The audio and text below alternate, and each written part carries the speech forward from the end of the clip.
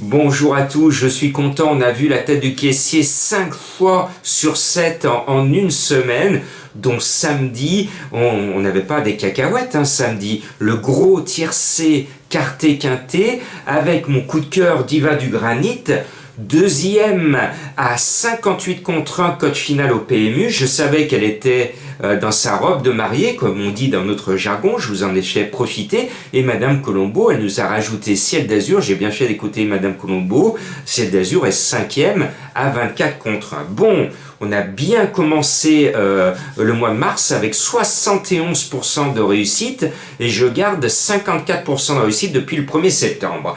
Bon, ce lundi, j'aurais aimé franchement qu'on sorte vraiment du meeting d'hiver de Vincennes, qu'on nous mette un bon lot de galopeurs. Et qu'est-ce que font nos dirigeants? Ils nous donnent encore des trotteurs. On en a marre des trotteurs, on n'en peut plus. D'ailleurs, même les trotteurs n'en peuvent plus. Il y en a que 13 au départ. Les héros sont fatigués. En plus, parmi ces 13, il y a des chèvres.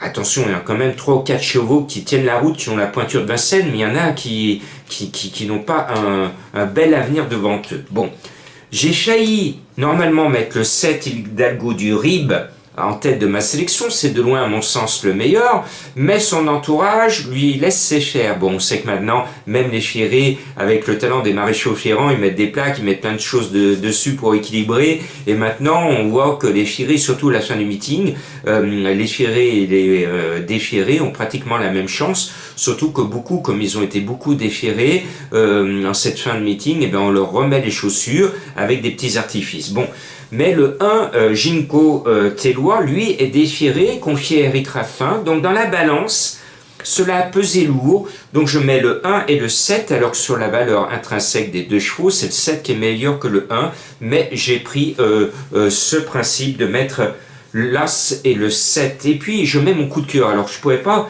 ici vous donner un coup de cœur à grosse cote parce que c'est impossible. Pour vous donner un cheval qui a une chance, c'est du 4-5 contre 1, je ne pourrais pas faire mieux. Alors, je vous donne un cheval que je mets tout le temps dans mon course par course pour mes abonnés, puisque je donne mes pronos sur toutes les courses françaises. C'est le 10 Ghost. Il sera loin d'être un fantôme. Je l'adore, il est régulier.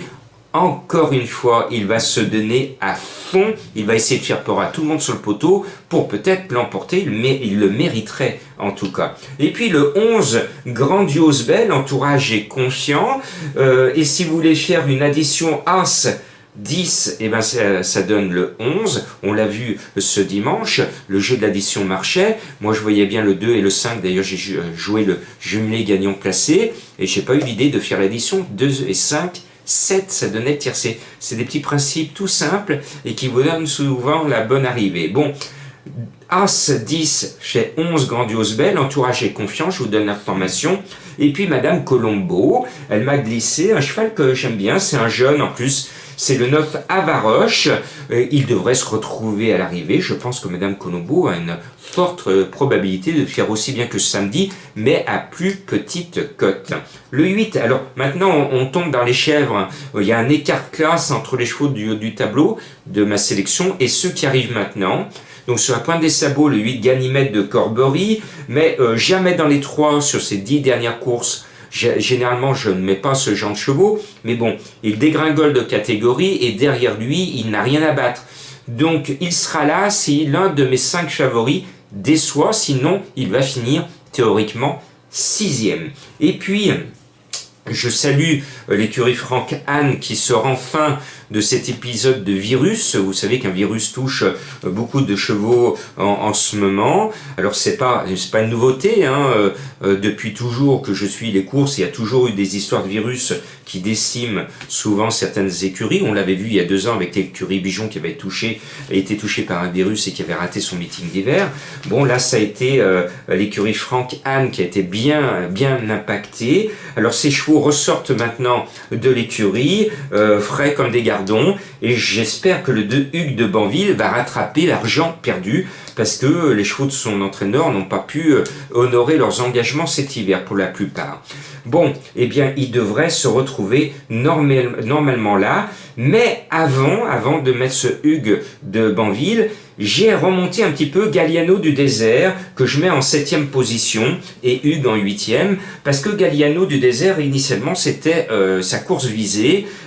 C'est un bon cheval, mais le problème, c'est que c'est un bon cheval qui a montré ses limites. Il n'a pas la pointure des belles courses à Vincennes, et il devrait se retrouver bien meilleur en province. Simplement, son entraîneur est un peu triste, parce que le lot est plus relevé que prévu. Donc au lieu d'avoir une première chance s'il n'y avait eu que des chèvres, il n'a que la 7e chance théorique.